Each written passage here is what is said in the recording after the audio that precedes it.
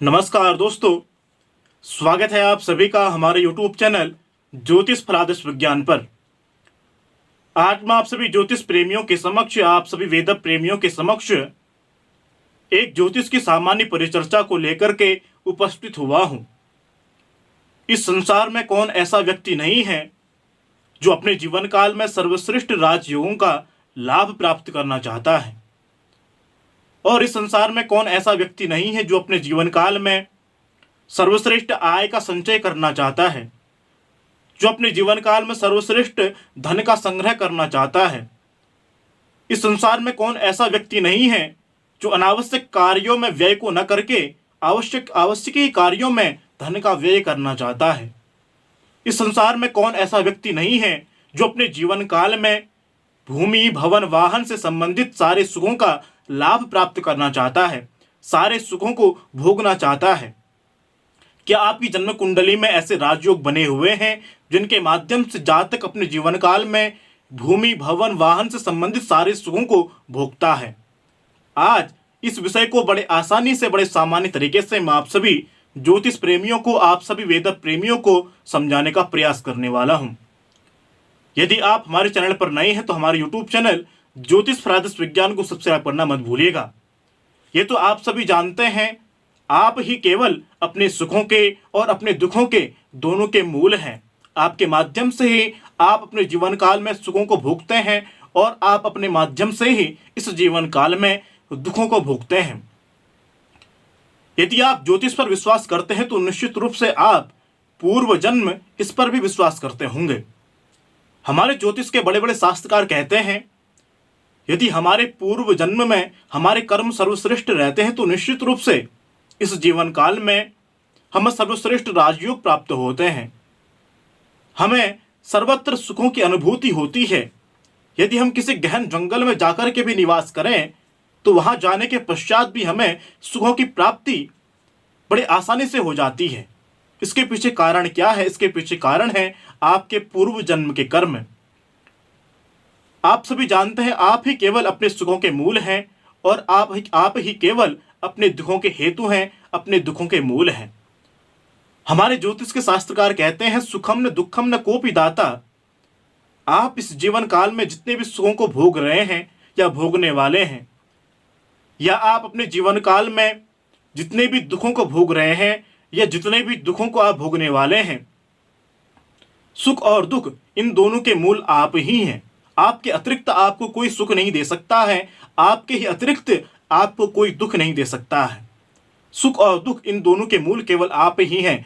परो ददाति इति कुबुद्धि रेसा, जो मूढ़ बुद्धि है, जो कुबुद्धि है, जो कापुरुष है, प्रायः वही कहा करते हैं कि इसके माध्यम से हमें सुख प्राप्त हो रहा है, इसके माध्यम से हमें दुख प्राप्त हो रहा है। अभी तो ऐसा नहीं है। किसी के माध्यम से हमें कोई भी सुख प्राप्त नहीं होता है और किसी के माध्यम से हमें किसी भी प्रकार का कोई दुख प्राप्त नहीं होता है। सुख और दुख इन दोनों के हेतु, इन दोनों के मूल केवल आप ही हैं।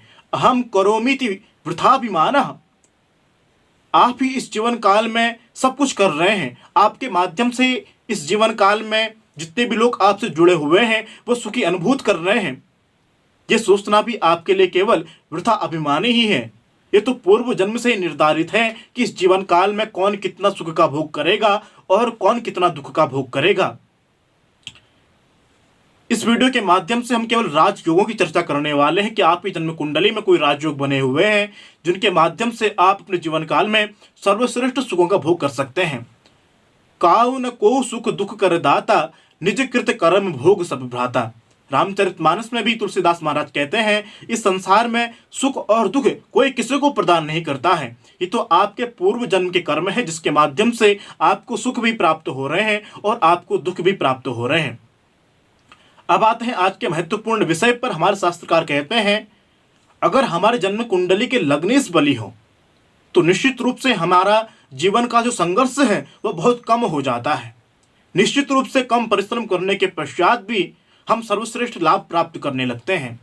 लग्नेश का बलि होना जन्म कुंडली में बहुत ही आवश्यकीय है। अगर लग्नेश बलि होते हैं तो निश्चित रूप से आधे राजयोगों का फल तो हमें केवल लग्नेश के बलि होने मात्र से ही मिल जाता है। यदि आपके लग्नेश कमजोर है तो निश्चित रूप से आपको राजयोग प्राप्त करने में बहुत कमी आएगी। आप कई बार तो ऐसा होता है कि जो लोग अपने जीवन काल में बहुत संघर्ष करते हैं, बहुत कर्म करते हैं और अपने जीवन काल में सब कुछ जुटा भी लेते हैं, भूमि भवन वाहन सारे सुख जुटा भी लेते हैं, सारे सुख जुटाने के पश्चात भी वह अपने सुखों का भोग नहीं कर पाते। इसके पीछे कारण क्या है? इसके पीछे केवल आपका लग्नेश ही कारण है। लग्नेश आपका व्यक्तित्व है, लग्न आप स्वयं है। अगर आपका लग्न कमजोर होता है, आपका लग्नेश कमजोर होता है, तो निश्चित रूप से आप चाहे कितने ही राजयोग प्राप्त कर लें, आपके राजयोगों में आपके सुखों में परवश कमी आ जाती है। राजयोग क्या है? कम परिश्रम करने के पश्चात भी अत्यधिक फल की प्राप्ति ही राजयोग का प्रमुख कारण है। यदि आपकी जन्म कुंडली में राजयोग है तो कहने का तात्पर्य आप चाहे कितने ही गहन जंगल में चले जाएं, आपको वहां भी सुखों की प्राप्ति हो जाएगी। लेकिन आपकी जन्म कुंडली में अगर राजयोग नहीं है तो आपको केवल एक घूंट पानी पीने के लिए भी कुएं का खोदना होगा, कुएं का निर्माण करना होगा, उसके पश्चात ही आप कोई जल पी सकते हैं। कहने का तात्पर्य राजयोग के न होने से हमारे जीवन काल में भाग्य का कोई भी साथ हमें प्राप्त नहीं होता है, अपितु हमारे कर्म पर ही हमारा भाग्य टिका होता है। हम जैसा कर्म करते हैं उसके अनुरूप ही हमें फल प्राप्त होता है। बहुत बार तो ऐसी स्थिति हो जाती है, अगर हमारे जन्म कुंडली में किसी भी प्रकार का राजयोग नहीं है तो हम अत्यधिक परिश्रम करने के पश्चात भी, अत्यधिक कर्म करने के पश्चात भी कोई लाभ प्राप्त नहीं हो पाता है। जितने फल की आकांक्षा हम करते हैं उतना फल हमें प्राप्त नहीं हो पाता है। इसके पीछे केवल एक ही कारण है, हमारे जन्म कुंडली में लग्नेश का कमजोर होना। हमारे जन्म कुंडली पर जो प्रथम भाव है उस पर जो राशि बनी होती है, उस राशि के राशि अधिपति ही लग्नेश होते हैं। अगर लग्नेश का संबंध लग्न स्थान से ही है, लग्नेश लग्न में ही विराजमान है, या लग्नेश का संबंध किसी त्रिकोण के स्थान से है, या पंचम स्थान से है, या त्रिकोण के स्थान यानी नवम स्थान से है, तो निश्चित रूप से हम अपने जीवन काल में सारे सुखों को भोगने वाले होते हैं। हम अपने जीवन काल में सारे राजयोगों को भोगने वाले होते हैं, इसमें कोई संदेह नहीं है। हमारे शास्त्रकार कहते हैं अगर हमारे जन्म कुंडली के धनेश का संबंध हमारे जन्म कुंडली के भाग्य स्थान के स्वामी के साथ हो या भाग्य स्थान से हो, तो निश्चित रूप से अपने जीवन काल में ऐसा जातक धन के माध्यम से जितने भी सुखों को भोगना चाहता है वह सारे सुख भोगता है। ऐसे जातकों का व्यय प्रायः धर्म कार्यों में होता है, आवश्यकी कार्यों में ऐसा जातक व्यय करने वाला होता है। ऐसा जातक जितना धर्म कार्य करता है उतनी ही उन्नति ऐसे जातकों की होती है। यदि आपकी जन्म कुंडली में भी धनेश का संबंध, जन्म कुंडली के द्वितीय भाव के स्वामी को हम धनेश कहते हैं, और जन्म कुंडली के धनेश भाव के स्वामी का संबंध भाग्य स्थान से हो रहा हो या भाग्य स्थान के स्वामी के साथ हो रहा हो, तो निश्चित रूप से आपको धर्म कार्य में व्यय करना चाहिए, आपको अनुष्ठादि कर्म में व्यय करना चाहिए, आपको साधु संतों की सेवा करनी चाहिए, आपको विप्र ब्राह्मणों की सेवा करनी चाहिए। यदि आप साधु संतों की सेवा करते हैं, विप्र ब्राह्मणों की सेवा करते हैं, तो निश्चित रूप से आप अपने जीवन काल में सर्वश्रेष्ठ राजयोगों को भोगते हैं, इसमें संदेह नहीं है। हमारे शास्त्रकार कहते हैं यदि धनेश का संबंध आय स्थान के स्वामी के साथ भी हो जाए तो निश्चित रूप से ऐसा जातक धन के माध्यम से सारे सुखों का भोगता है और धन के माध्यम से ही सारे सुखों को भोगा भी जाता है।